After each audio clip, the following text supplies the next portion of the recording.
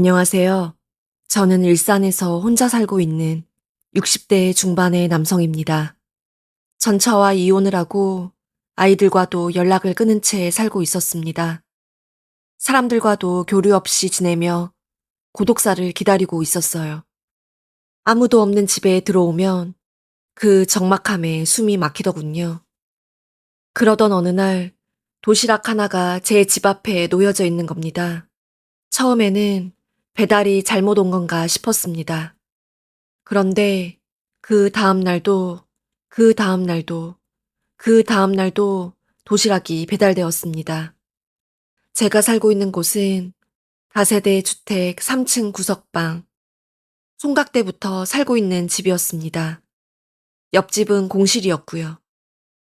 오래된 주택이라 CCTV 같은 건 없었습니다.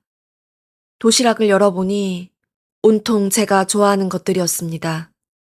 제가 좋아하는 가리비탕, 짠맛을 줄인 멸치볶음, 술안주로 좋은 두부김치, 맨날 편의점에서 파는 인스턴트 도시락이나 라면만 사 먹다가 밥다운 밥을 먹으니 기운이 나더군요. 돌아가신 어머니가 생각났습니다. 이 음식을 가져다 주는 사람이 누군가 너무 궁금하더군요. 구청에서 하는 독거노인 살리기 프로젝트인가 그런 생각도 들었습니다. 누군지 알아내야만 했습니다. 너무 궁금해 밤잠을 설쳤어요. 어느 날은 제가 잠든 틈을 타 도시락을 놓고 갔고, 어느 날은 제가 집을 비운 틈을 타 도시락을 놓고 갔습니다. 그러던 어느 밤 잠을 자려고 누웠는데 복도에서 발소리가 들렸습니다. 분명 저희 집으로 오는 발소리였어요.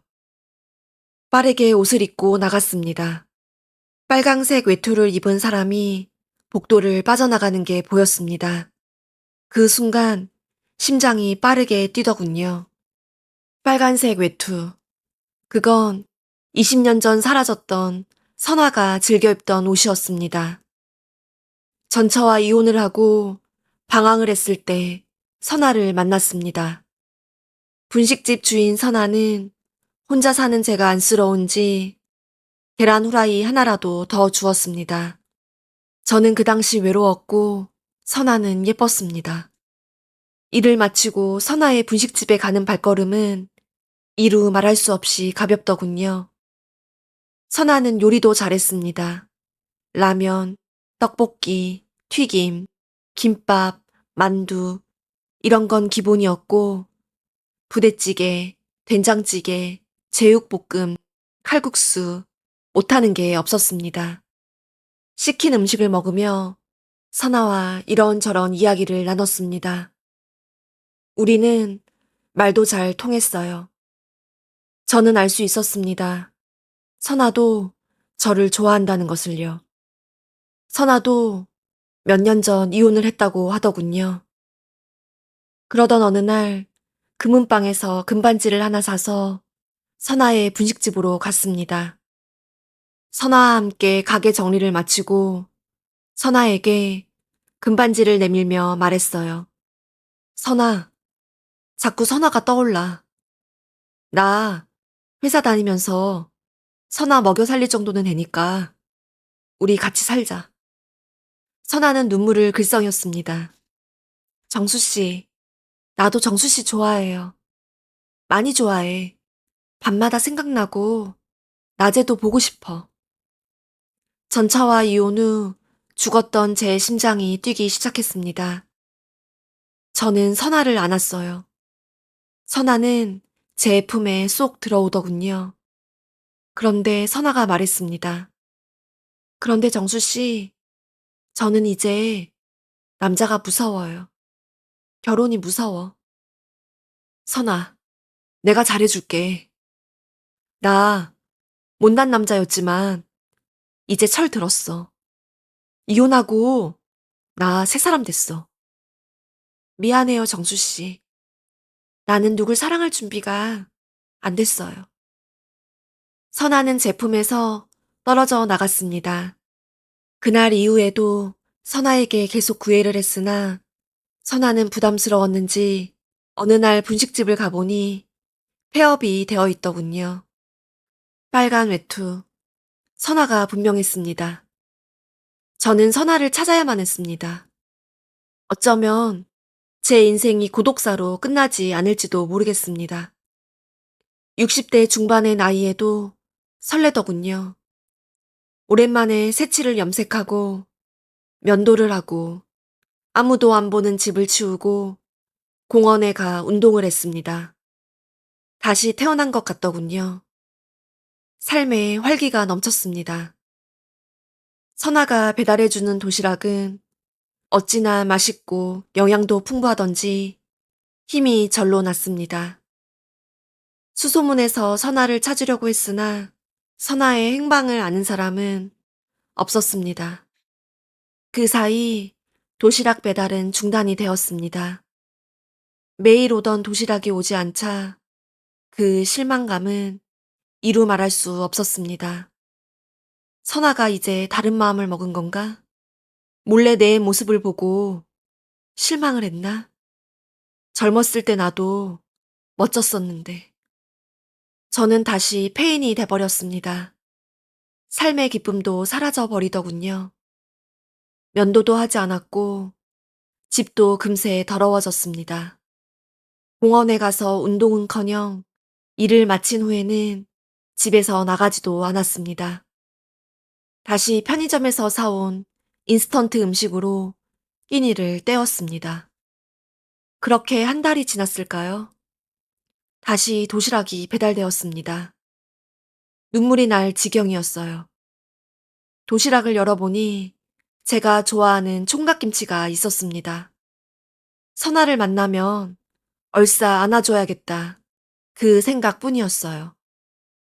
그날 밤부터 잠도 안 자고 복도에 귀를 기울였습니다. 선아가 나타날 때까지 잠을 안 잘 생각이었어요. 선아를 꼭 만나야만 했습니다.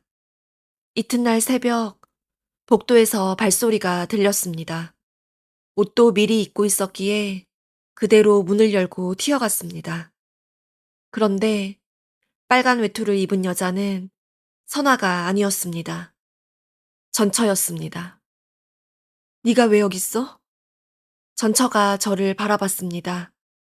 전처의 손에 도시락이 들려 있었어요.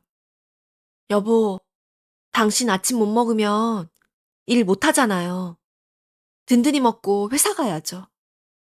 여보라니, 이혼한 지 30년이었습니다. 소름이 돋았습니다. 전처는 30년 전보다 늙었으나 말투는 저와 살았던 그때의 말투였습니다.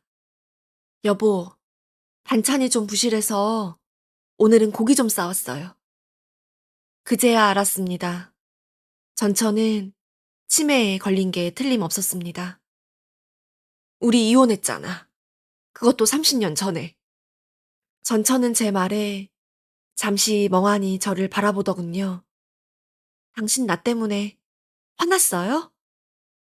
사실 전처와 이혼을 한 이유는 제가 전처를 두고 외도를 했기 때문입니다. 아이들도 그런 저를 짐승만도 못하다며 연을 끊었고요. 전처에게 상처를 줘서 내 인생이 이렇게 안 풀리나 그런 생각을 했었는데 전처가 치매에 걸리다니 충격이었습니다.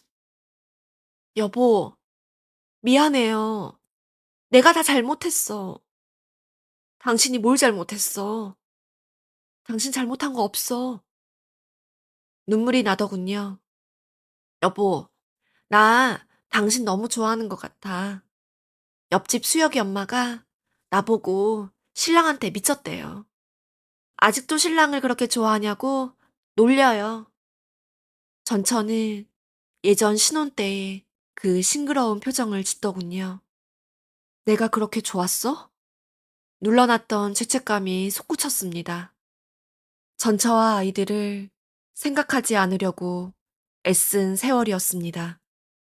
갑자기 전처가 저를 낯선 사람처럼 바라봤습니다. 근데 아저씨, 우리 어디서 만난 적 있어요? 가슴이 무너진다는 표현은 이럴 때 쓰더군요. 아내가 목에 두른 이름표에는 핸드폰 번호가 적혀 있었습니다. 딸은 제 전화를 받고 엄마를 데리러 왔습니다. 그렇게 딸을 30년 만에 만났습니다. 엄마는 그쪽이랑 이혼한 거 기억 못해요. 그쪽이 바람피기 전에 좋았던 시절만 기억해요. 딸에게 저는 아빠가 아닌 그쪽이었습니다. 딸이 전철을 데려가려 할 때 제가 다급히 말했습니다. 미애야, 미안하다. 제 말에 딸이 독한 표정으로 말하더군요. 우리 엄마가 왜 치매 걸렸을까요? 다 그쪽 때문이에요. 그쪽이 바람 펴서 엄마가 스트레스를 받아서 그런 거라고요. 그때 전처가 숨을 헐떡이더니 쓰러졌습니다. 급히 응급실로 옮겼지만 의사는 고개를 저었습니다. 탈출이 반복되면서 체력이 완전히 고갈됐어요. 딸은 그동안 지 엄마를 작은 방에 가뒀더군요. 그 작은 방에서 도시락을 가지고 저희 집으로 탈출을 한 것이고요. 며칠 후 전처는 세상을 떠났습니다. 장례식장에 오래 있지도 못했습니다. 딸과 아들은 지 엄마를 죽인 게 저라고 생각하는 듯 했습니다. 어쩌면 그게 맞을지도 모르겠고요. 집에 돌아와 전처가 줬던 도시락을 씻었습니다. 딸이 그러더군요. 전처가 저에게 배달했던 음식은 딸이 지 엄마 먹으라고 해준 음식이라고요. 마지막 도시락 뚜껑 안쪽에서 무언가 떨어지더군요. 작은 종이 조각이었습니다. 거기엔 흔들리는 글씨로 이렇게 적혀 있었어요. 여보, 끼니 거르지 마요. 전처와 행복했던 신혼 때가 떠올랐습니다.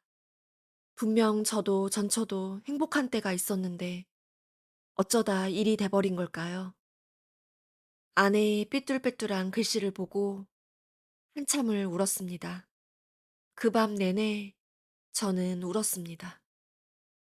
지금까지 제 이야기를 들어주셔서 감사합니다.